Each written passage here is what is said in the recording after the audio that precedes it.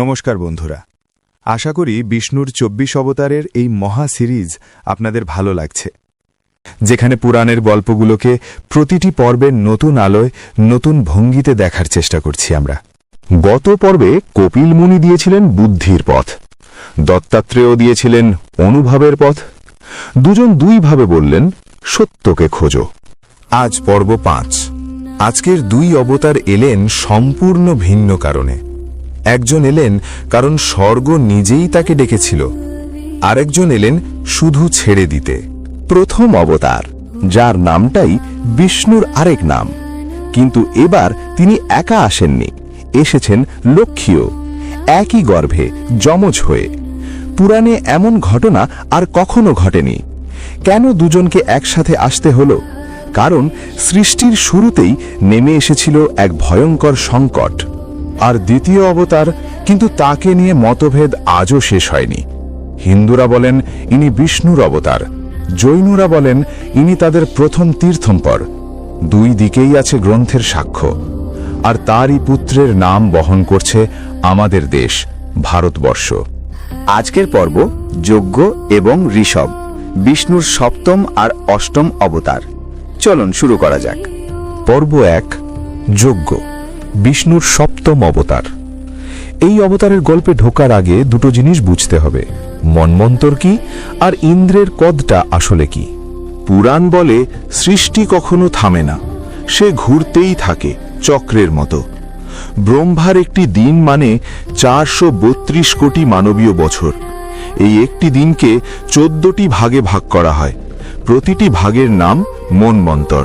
প্রতিটি মন্বন্তরে একজন নতুন মনু থাকেন, সেই যুগের মানবজাতির পিতা ও শাসক। প্রতিটি মন্বন্তরে একজন নতুন ইন্দ্র থাকেন, দেবতাদের রাজা। মনে রাখুন, ইন্দ্র কোনো ব্যক্তির নাম নয়, এটা একটা পদ। যেমন প্রধানমন্ত্রী বা রাজা, পদটা থাকে, মানুষ বদলায়। প্রতিটি মন্বন্তরে নতুন কেউ সেই পদে বসেন। এবার গল্পে আসি। সৃষ্টির একদম প্রথম মন্বন্তর স্বয়ম্ভুব মন্বন্তর।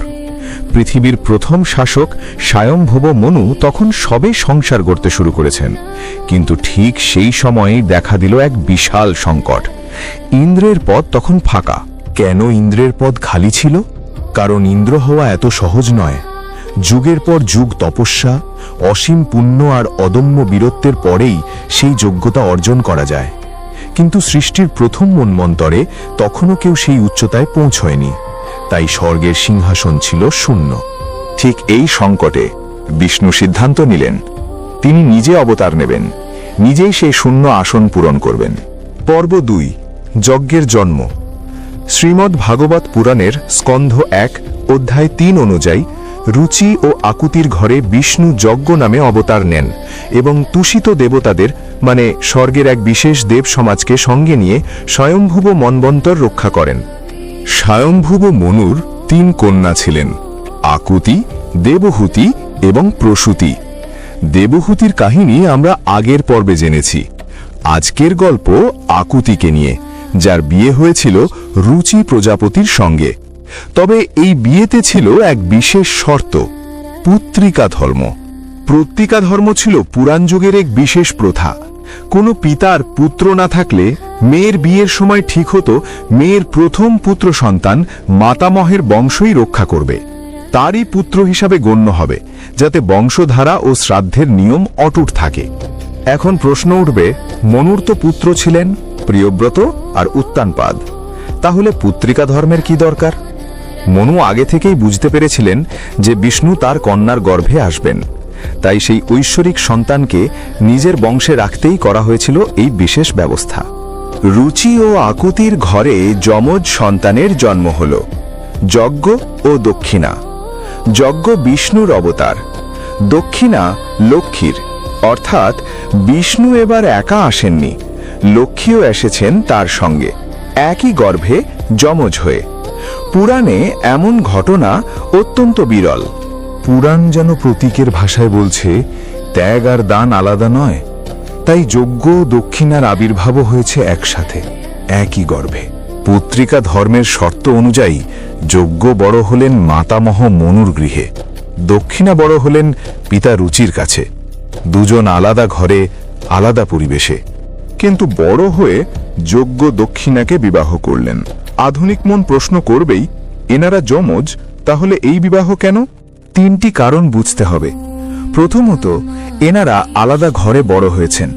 পুরাণের যুগে পারিবারিক বন্ধন তৈরি হতো একসাথে বেড়ে ওঠায়, জন্মে নয়। দ্বিতীয়ত, এটা সৃষ্টির প্রথম যুগের কাহিনী। তখন প্রধান লক্ষ্য ছিল সৃষ্টি বিস্তার। তাই এই ঘটনাগুলোকে আজকের সামাজিক নিয়মে নয়, পুরাণের আদি যুগের প্রেক্ষাপটে বুঝতে হবে। তৃতীয়ত, সবচেয়ে গুরুত্বপূর্ণ কথা, যজ্ঞ হলেন বিষ্ণু আর দক্ষিণা হলেন লক্ষ্মী। বিষ্ণু যে রূপেই আসুন, লক্ষ্মীও তার সঙ্গেই আসেন, যেমন রামের সঙ্গে সীতা, কৃষ্ণের সঙ্গে রুক্মিণী। এটা মানুষের সম্পর্ক নয়, এটা বিষ্ণু লক্ষ্মীর চিরন্তন দিব্য মিলন। তাই এই কাহিনী বিচার করতে হয় দেবলীলার আলোয়, মানব সমাজের নিয়মে নয়। শ্রীমদ্ ভাগবত পুরাণের স্কন্ধ 4 অধ্যায় 1 শ্লোক 7-8 এ বলা হয়েছে, যজ্ঞ ও দক্ষিণার 12 জন পুত্র তোষ, প্রতোষ, সন্তোষ, ভদ্র, শান্তি, ইরস্পতি, ইদম, কবি, বিভু, সহন, সুদেব ও রোচন স্বয়ংভুব মন্বন্তরে তুষিত দেবগণ নামে পরিচিত হন। এবার গল্পের সবচেয়ে স্পর্শকাতর মুহূর্ত। স্বয়ংভুব মনু বৃদ্ধ হলেন, আর তার হৃদয়ে নেমে এলো গভীর বৈরাগ্য। রাজ্য আর ঐশ্বর্য ছেড়ে তিনি স্ত্রী শতরূপাকে নিয়ে পাড়ি দিলেন বনের নিস্তব্ধতায়। সুনন্দা নদীর তীরে এক পায়ে দাঁড়িয়ে 100 বছর ধরে এই বৃদ্ধ দম্পতি শুধু ভগবানের নাম নিয়েই তপস্যা করলেন। ঠিক সেই সময়ে অসুররা তাদের খুঁজে পেল। তারা জানত, মনুকে সরাতে পারলেই পৃথিবী থেকে ধর্মের ভিত্তি কেঁপে উঠবে। গর্জন করতে করতে তারা ধেয়ে এলো, আর মনু শতরূপা চোখ বন্ধ করে ভগবানের নাম জপ করতে লাগলেন। ঠিক সেই মুহূর্তে যজ্ঞ এলেন, তার 12 জন তুষিত পুত্রকে নিয়ে। তারা মনু শতরূপাকে ঘিরে একটি সুরক্ষা বলয় তৈরি করলেন। অসুরদের সাথে ভয়ঙ্কর যুদ্ধ হল। যজ্ঞের তেজে অসুরদের শক্তি ভেঙে গেল, তারা পরাজিত হয়ে পালালো। যুদ্ধের পর দেবতারা যজ্ঞকে বললেন, আপনি ইন্দ্রের পদ গ্রহণ করুন, আপনি ছাড়া আর কেউ এই দায়িত্ব বহন করতে পারবে না। যজ্ঞ সেই পদ গ্রহণ করলেন। তিনি হলেন স্বয়ংভুব মন্বন্তরের ইন্দ্র, আর তার পাশে দক্ষিণা, স্বর্গের রানী ইন্দ্রাণী। বিষ্ণু এবং লক্ষ্মী একসাথে স্বর্গ শাসন করতে লাগলেন। পর্ব 3, দক্ষের যজ্ঞ এবং মৃগশীর্ষ নক্ষত্রের জন্ম। যজ্ঞ অবতারের সঙ্গে জড়িয়ে আছে আরও এক বিস্ময়কর কাহিনী। এটা অন্য সময়ের ঘটনা, কিন্তু যজ্ঞ নামের সঙ্গে এর যোগ গভীর। পটভূমিটা আগে বুঝে নিন। স্বয়ংভুব মন্বন্তর পেরিয়ে সময় অনেক দূর এগিয়ে গেছে। ব্রহ্মার পুত্র প্রজাপতি দক্ষ এক মহাযজ্ঞের আয়োজন করলেন, কিন্তু অহংকারে অন্ধ হয়ে তিনি ইচ্ছা করেই তার জামাতা শিবকে আমন্ত্রণ জানালেন না। শিবের স্ত্রী সতী, যিনি দক্ষেরই কন্যা, পিতার এই অপমান সহ্য করতে পারলেন না। যজ্ঞমণ্ডপের মধ্যেই তিনি নিজের দেহ অগ্নিতে সমর্পণ করলেন। সতীর মৃত্যু সংবাদ শুনে শিবের ক্রোধ আর ধরে রাখা গেল না। তার জটা থেকে আবির্ভূত হলেন বীরভদ্র, প্রলয়ের মতো ভয়ঙ্কর এক শক্তি। তিনি ঝড়ের বেগে যজ্ঞস্থলে আঘাত হানলেন। দেবতারা ছত্রভঙ্গ হলেন, ঋষিরা ভয়ে সরে দাঁড়ালেন। এখানে একটি কথা বুঝতে হবে, যজ্ঞপুরুষ মানে যজ্ঞের জীবন্ত দেবরূপ। পুরাণীয় ভাবনায় সমস্ত যজ্ঞের কেন্দ্রে থাকেন বিষ্ণু, তাই দক্ষের সেই যজ্ঞেও যজ্ঞপুরুষ উপস্থিত ছিলেন। তারপর কাহিনী আরও অদ্ভুত মোড় নেয়। যজ্ঞস্থল ভেঙে পড়ছে, চারদিকে ধ্বংসের তাণ্ডব। ঠিক সেই সময় যজ্ঞপুরুষ হরিণ রূপ ধারণ করে সরে যেতে চান, কিন্তু বীরভদ্র তাকে ধাওয়া করে শেষ পর্যন্ত সেই হরিণ রূপ যজ্ঞপুরুষের মস্তক ছিন্ন করেন। এখানেই স্বাভাবিকভাবে প্রশ্ন ওঠে, শিবের শক্তি কি তবে বিষ্ণুর বিরুদ্ধেই উঠল? পুরাণ এই ঘটনাকে আক্ষরিকের চেয়ে প্রতীকী অর্থে বোঝায়। এর মূল কথা একটাই, শিবকে বাদ দিয়ে কোনো যজ্ঞ পূর্ণ হয় না। দক্ষ অহংকার করে শিবকে উপেক্ষা করেছিলেন, তাই তার যজ্ঞ শেষ পর্যন্ত নিজেই অসম্পূর্ণ হয়ে ভেঙে পড়ে। পরে ব্রহ্মা এসে সব শান্ত করেন। যজ্ঞ আবার সম্পন্ন হয়, আর সেই হরিণমুখ যজ্ঞপুরুষকে তিনি নক্ষত্র লোকে প্রতিষ্ঠা করেন। আকাশে তিনি জ্বলতে থাকেন এক নক্ষত্র রূপে, মৃগশীর্ষ নামে। মৃগ মানে হরিণ, শীর্ষ মানে মাথা, অর্থাৎ হরিণ মস্তকের স্মৃতি বহন করা এক নক্ষত্র। আজও রাতের আকাশে মৃগশীর্ষ জ্বলছে সেই গভীর পুরাণ কথার নীরব সাক্ষী হয়ে। পর্ব 4, যজ্ঞ কেন বিষ্ণুর অবতার? উত্তরটা 3 স্তরে। প্রথমত, শাস্ত্র নিজেই তা বলছে। ভাগবত পুরাণে বিষ্ণুর 24 অবতারের তালিকায় যজ্ঞের নাম আছে। দ্বিতীয়ত, যজ্ঞ আসলে বিষ্ণুরই এক নাম। বৈদিক ধারণায় বিষ্ণুই যজ্ঞপতি, যজ্ঞপুরুষ, সমস্ত আহুতির চূড়ান্ত ভোক্তা। তাই যজ্ঞ নামে তার আবির্ভাব মানে নিজেরই এক মূল সত্তার প্রকাশ। তৃতীয়ত, তার কাজই তাকে অবতার প্রমাণ করে। সৃষ্টির প্রথম মন্বন্তরে ইন্দ্রের আসন ছিল শূন্য, দেব ব্যবস্থা ছিল অস্থির, আর ধর্মের ভীতি টলছিল। সেই সময় যজ্ঞ এসে সেই শূন্যতা পূরণ করলেন, শৃঙ্খলা স্থাপন করলেন, আর সৃষ্টি ব্যর্থ হওয়া থেকে রক্ষা পেল। তাই যজ্ঞ শুধু এক দেবতা নন, শুধু এক ইন্দ্রও নন, তিনি সেই অবতার যিনি শুরুতেই এসে পুরো সৃষ্টির ভিত ধরে রেখেছিলেন। এবার আসি আজকের দ্বিতীয় অবতারে, ঋষভদেব। এই এক অবতারকে দুই ধর্ম দুইভাবে স্মরণ করে। হিন্দু ভাগবত পরম্পরায় তিনি বিষ্ণুর অবতার, আর জৈন ধর্মে তিনি প্রথম তীর্থঙ্কর আদিনাথ বা ঋষভনাথ। গল্প শুরু হয় রাজা নাভি আর রানী মেরুদেবীকে দিয়ে। নাভি ছিলেন প্রিয়ব্রতের বংশধর, অগ্নিধ্রের পুত্র, আর তাদের কোনো সন্তান ছিল না। তাই পুত্রলাভের আশায় নাভি ও মেরুদেবী মহান যজ্ঞের মাধ্যমে ভগবান বিষ্ণুর আরাধনা করলেন। যজ্ঞে সন্তুষ্ট হয়ে বিষ্ণু স্বয়ং প্রকাশ পেলেন। তখন ঋষিরা প্রার্থনা করলেন রাজা নাভির জন্য প্রভুর মতো এক পুত্র চান তারা। কিন্তু বিষ্ণু জানালেন তার সমান আর কেউ নেই, তাই তিনি নিজেই মেরুদেবীর গর্ভে অবতীর্ণ হবেন। এইভাবেই জন্ম নিলেন ঋষভদেব। পরে ইন্দ্র তার কন্যা জয়ন্তীকে ঋষভদেবের সঙ্গে বিবাহ দেন এবং জয়ন্তীর গর্ভে ঋষভদেবের 100 পুত্র জন্মায়। এই 100 পুত্রের জ্যেষ্ঠ ছিলেন ভরত। শ্রীমদ্ ভাগবতে বলা হয়েছে তার নাম থেকেই এই ভূখণ্ড ভারতবর্ষ নামে পরিচিত হয়। ঋষভদেবের 9 জন পুত্র কবি, হবি, অন্তরিক্ষ, প্রবুদ্ধ, পিপ্পালায়ন, অবিরহত্র, দ্রুমিল, চমস ও করভাজন পরবর্তীতে নবযোগেন্দ্র নামে খ্যাত হন এবং আত্মজ্ঞান প্রচার করেন। শ্রীমদ্ ভাগবত 5.4.13 অনুযায়ী ঋষভদেবের বাকি 81 পুত্র রাজা নন। তারা বৈদিক জ্ঞান, আচরণ ও যজ্ঞকর্মে পারদর্শী এবং শুদ্ধাচারী ব্রাহ্মণ রূপে প্রতিষ্ঠিত হন। তারপর আসে ঋষভদেবের সেই অমর উপদেশ, যা শুধু তার পুত্রদের নয়, সমগ্র মানব জীবনের উদ্দেশ্যকেই নতুন করে সামনে আনে। ভাগবতের 5ম স্কন্ধে তিনি বলেন, মানব দেহ শুধু ইন্দ্রিয় সুখের জন্য নয়, এই জীবন তপস্যা, আত্মশুদ্ধি আর ব্রহ্ম সুখের জন্য। তিনি বোঝান যে সুখ পশুরাও পায়, সেই ভোগের পেছনে জীবন নষ্ট করার জন্য মানুষ জন্মায়নি। মানুষ জন্মেছে নিজেকে শুদ্ধ করে তপস্যার মাধ্যমে উচ্চতর সত্য ও অনন্ত ব্রহ্ম সুখের দিকে এগিয়ে যাওয়ার জন্য। কিন্তু ঋষভদেব শুধু উপদেশ দিয়েই থেমে যাননি। তিনি জানতেন সত্যিকারের গুরু সেই যিনি শুধু পথ দেখান না, নিজেই সেই পথে হেঁটে দেখান। তাই প্রথমে তিনি তার পুত্রদের জ্যেষ্ঠ ভরতকে নেতা ও অধিপতি মেনে চলতে বললেন। ভাগবতে স্পষ্ট বলা হয়েছে তিনি তাদের ভরতকে পথ প্রদর্শক ও প্রভু হিসেবে গ্রহণ করতে উপদেশ দেন। অর্থাৎ তিনি কোনো আবেগের বশে রাজ্য ছেড়ে যাননি। আগে উত্তরাধিকার, শাসন ব্যবস্থা এবং ধর্মের ধারাবাহিকতা নিশ্চিত করেছিলেন।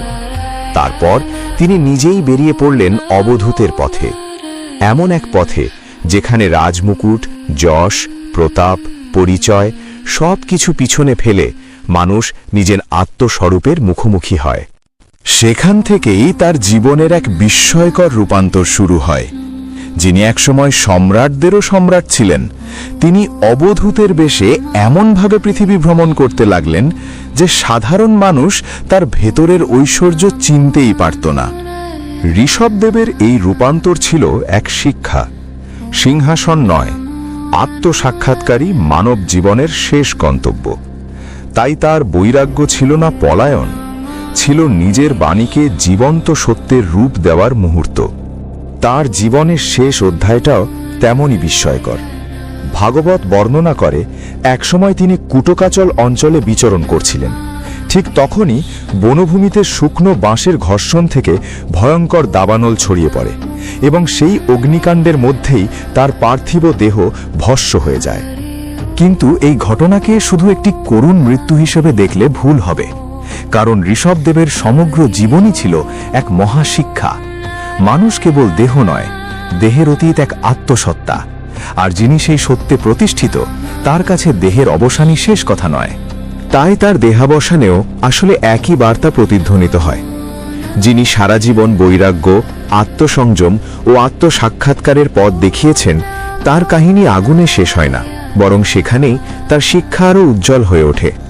এই কারণেই ঋষভদেবের কাহিনী শুধু এক রাজার গল্প নয়, এটি এমন এক অবতারের কাহিনী যিনি প্রথমে রাজধর্মকে পূর্ণতা দিয়েছেন, তারপর নিজের জীবন দিয়ে বৈরাগ্যকে সত্য প্রমাণ করেছেন এবং শেষ পর্যন্ত মানব জীবনের প্রকৃত গন্তব্য আত্মোত্তীর্ণতার পথ দেখিয়ে গেছেন। পর্ব 6। দুই ধর্মের দাবি, সনাতন ধর্মের না জৈন ধর্মের? এবার আসি সবচেয়ে জটিল প্রশ্নে। ঋষভদেব কার, সনাতন ধর্মের না জৈন ধর্মের? এই প্রশ্নের উত্তর সহজ নয়, কারণ দুই ধর্মই তাকে নিজেদের ঐতিহ্যের এক মহা শিখর হিসেবে দেখে। প্রথমে শুনি সনাতন ধর্মের কথা। শ্রীমদ্ ভাগবত পুরাণের পঞ্চম স্কন্ধে ঋষভদেবের জন্ম, রাজ্য জীবন, পুত্রদের শিক্ষা, বৈরাগ্য এবং তার পরবর্তী অবধূত জীবন বিস্তারিতভাবে বর্ণিত হয়েছে। সেই কাহিনীতে তিনি নাভি ও মেরু দেবীর পুত্র, ভরতের পিতা এবং এক গভীর আধ্যাত্মিক আদর্শ। এবার আসি জৈন ধর্মের দাবিতে। জৈন ঐতিহ্যে ঋষভদেবী ঋষভনাথ আর ঋষভনাথই আদিনাথ, 24 তীর্থঙ্করের প্রথম। জৈন দৃষ্টিতে তিনি কোনো অবতার নন, তিনি তীর্থঙ্কর, অর্থাৎ মুক্তির পথপ্রদর্শক। সবচেয়ে আশ্চর্যের কথা, দুই ধারাতেই তার পুত্র ভরতের উল্লেখ আছে, আর দুই পক্ষই মনে করে ভরতের নাম থেকেই এই দেশ ভারত বা ভারতবর্ষ নামে পরিচিত হয়েছে। এই মিলটাই আসল বিস্ময়। একই চরিত্র, কিন্তু দুই ভিন্ন ধর্মতাত্ত্বিক ব্যাখ্যা। একদিকে তিনি ভগবানের অবতার রূপে পূজিত, অন্যদিকে তিনি স্বয়ং মুক্তিলাভী তীর্থঙ্কর রূপে শ্রদ্ধেয়। এখন প্রশ্ন তাহলে কে ঠিক? এর উত্তর এত সরল নয়। ঐতিহ্যের দিক থেকে দেখলে সনাতন ধর্ম তাকে পুরাণীয় অবতার রূপে ধারণ করেছে, আর জৈন ধর্ম তাদের আদি তীর্থাঙ্কর হিসেবে প্রতিষ্ঠা করেছে। অর্থাৎ এখানে কেবল বিরোধ নেই, আছে দুই ধর্মের দুই ভিন্ন দৃষ্টিভঙ্গি। আর সেখানেই ঋষভদেবের মহত্ব। যাকে দুই মহান ধর্ম হাজার বছর ধরে নিজেদের আধ্যাত্মিক ইতিহাসের অংশ বলে মানে, তিনি নিশ্চয়ই কোনো সাধারণ চরিত্র নন। বুঝতে হবে তার প্রভাব এতটাই গভীর যে একটিমাত্র ধর্মের সীমানায় তাকে বাধা কঠিন। পর্ব 7। ঋষভদেব কেন বিষ্ণুর অবতার? প্রথম কারণ, ধর্মের এক অদৃশ্য সংকট। সেই যুগে মানুষ রাজ্য শাসন, শক্তি আর ভোগ জানত, কিন্তু সংসারে থেকে মুক্তির পথ জানত না। ঋষভদেব দেখালেন ত্যাগ মানে শুধু বনবাস নয়, আগে কর্তব্য পালন, তারপর সম্পূর্ণ অনাসক্ত হয়ে সব ছেড়ে দেওয়াই প্রকৃত ত্যাগ। দ্বিতীয় কারণ, তার দিব্য শিক্ষা। শ্রীমদ্ ভাগবতম 5.5.1-এ ঋষভদেব পুত্রদের উপদেশ দেন, মানবদেহ ইন্দ্রিয় ভোগের জন্য নয়, দিব্য তপস্যার দ্বারা সত্য শুদ্ধি এবং অনন্ত ব্রহ্মসুখ লাভের জন্য। তিনি শুধু এই সত্য ঘোষণা করেননি, পরে নিজেই রাজ্য ত্যাগ করে অবধূত রূপে সেই শিক্ষার জীবন্ত মূর্তি হয়ে ওঠেন। এই কারণেই ঋষভদেবের অবতারত্ব আলাদা। তার সমগ্র জীবনটাই ছিল শিক্ষা। পুরাণ যেন এখানে বলছে, কখনো কখনো ঈশ্বর অস্ত্র হাতে আসেন না, পথ দেখানোর জীবন নিয়েই আসেন। বন্ধুরা, আজ আমরা দেখলাম দুই অবতার, দুই পথ, কিন্তু এক সত্য। যজ্ঞ এলেন সেই শূন্যতা পূরণ করতে যেখানে আর কেউ এগিয়ে আসেনি, আর ঋষভদেব দেখালেন সবকিছু পেয়েও সবকিছু ছেড়ে দেওয়া যায়। একজন সৃষ্টিকে বাঁচালেন নীরবে, আরেকজন জীবনকে জয় করলেন ত্যাগে। দুজনের পথ আলাদা, কিন্তু বার্তা একটাই, ভগবান ঠিক সেখানেই আসেন যেখানে মানুষের শক্তি থেমে যায়। এবার আপনি বলুন, যজ্ঞ আর ঋষভদেব এই দুজনের মধ্যে কার ত্যাগ আপনাকে সবচেয়ে বেশি স্পর্শ করল? কমেন্টে জানাতে ভুলবেন না। পরের পর্বে আসছেন এমন এক মহিমান্বিত অবতার যার আগমনের পূর্বে এই পৃথিবীর কোনো নাম ছিল না। তার আবির্ভাবেই পৃথিবী পেল নতুন পরিচয়, পেল তারই নাম। বিষ্ণুর 24 অবতারের প্রতিটি বিস্ময়কর লীলা শুনতে এখনই চ্যানেলটি সাবস্ক্রাইব করুন এবং বেল আইকনটি চাপুন।